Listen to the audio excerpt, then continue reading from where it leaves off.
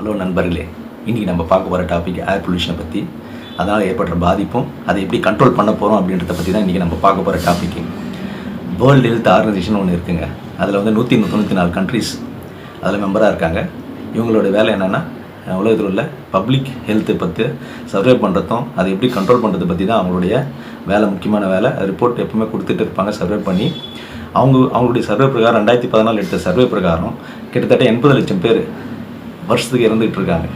எவ்வளோ டேஞ்சரான விஷயம் பாருங்கள். 80 லட்சம் பேர் வருஷத்துக்கு இறந்துட்டு இருக்காங்க. அதில்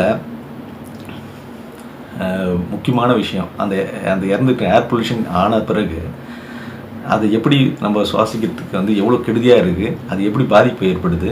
அதில் பார்த்திங்கன்னா முக்கியமான காரணகர்த்தா அது எப்படி வந்து என்னென்ன வியாதி வருது அப்படின்னு பார்த்தீங்கன்னா, ஹார்ட் டிசீஸ், ஹார்ட் ரிலேட்டட் எல்லா டிசீஸும் வருது. 2வது ஹார்ட் அட்டாக்கு, 3வது ரெஸ்பிரேட்டரி டிசீஸஸ், அதாவது சுவாச கோளாறு சம்மந்தமான டிசீஸு, 4வது லங்ஸ் கேன்சரு, இப்படி பல வியாதிகள் அதனால் ஏர் பொல்யூஷனால் ஆகுது. ஸோ இதை வந்து நம்ம எப்படி கண்ட்ரோல் பண்ண முடியும், இல்லை இது எப்படி முதல்ல என்ன தெரிஞ்சுக்கணும், இது எப்படி ஏற்படுது, இது எதனாலலாம் இது ஏற்படுது, ஏர் பொல்யூஷன் ஆகுது அப்படின்னு பார்த்தீங்கன்னா, இதுக்கான காரணக்கத்தா என்னென்னா 2 விஷயம் தாங்க. ஒன்று நேச்சுரல் ரிசோர்ஸு, இன்னொன்று வந்து நம்ம மனுஷங்களாக ஏற்படுத்துவோம். நேச்சுரல் ரிசோர்ஸில் இயற்கையாக ஏற்படுற பாதிப்பு என்னென்னா, எரிமலை வெடிக்கிறது, இல்லை வந்து அக்ரிகல்ச்சரால் வர டிமினிஷ் ஆகும்போது அதனால் வர மாசுபடுதல், இன்னொன்று அதில் வர இன்னொன்று பார்த்தீங்கன்னா மக்கள் முக்கியமாக தெரிஞ்சுக்க வேண்டியது என்னென்னா, நம்ம இண்டஸ்ட்ரியலைசேஷன், அதாவது தொழில்மயமாக்கத்தில் அப்படின்றோம் இல்லையா, அதில் பார்த்திங்கன்னா அர்பனைசேஷன், அப்புறம் நகரமயமாக்கல், இது ரெண்டுலேயும் ஏற்படுற பாதிப்பு தான் முக்கியமாக ஏர் பொல்யூஷன் ஆகிறதுக்கான முக்கிய காரணம். இண்டஸ்ட்ரியலைசேஷன் சொல்லும்போது பவர் ஜென்ரேஷன் பிளான்ட்டு, பாய்லர்ஸு, அப்புறம் பார்த்திங்கன்னா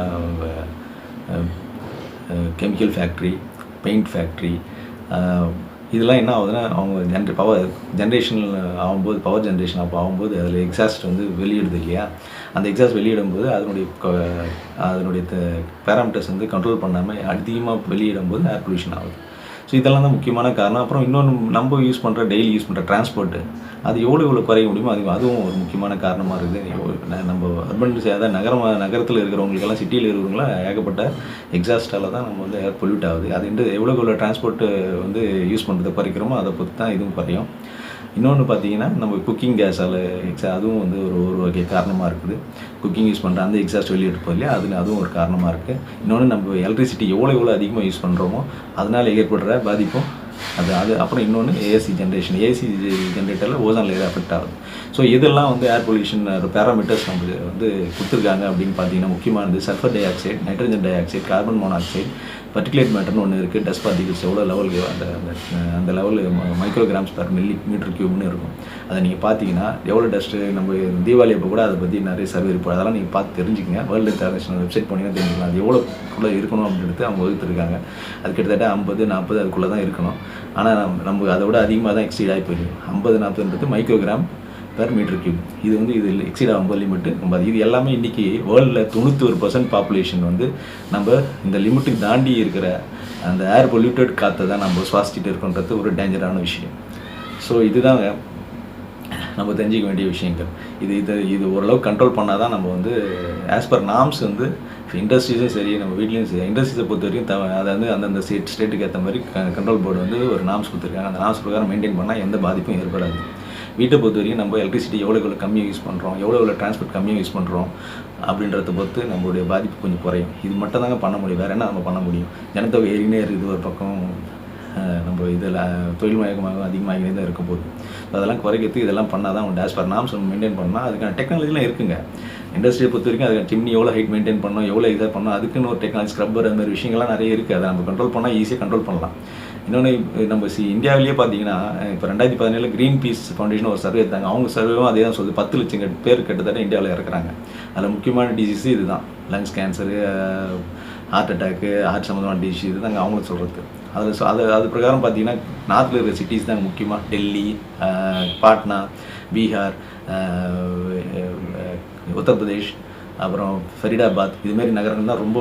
மும்பை, இது எல்லாமே ஒரு 10 சிட்டி தான் முக்கியமான ரொம்ப ஏர் பொல்யூஷன் அதிகமாக ஏர் polluted cities.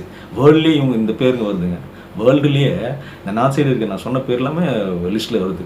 Most polluted cities in the world அப்படின்னு பார்த்தீங்கன்னா இந்தியாவில் இருக்கிற இந்த 10 சிட்டிஸ் வந்துடுது. என்ன ஒன்று சவுத் சைட் கொஞ்சம் தமிழ்நாடு மக்கள் சவுத்தில் இருக்கிறவங்களுக்குலாம் கொஞ்சம் நிம்மதி என்னென்னா அந்த லிஸ்ட்டில் வரல.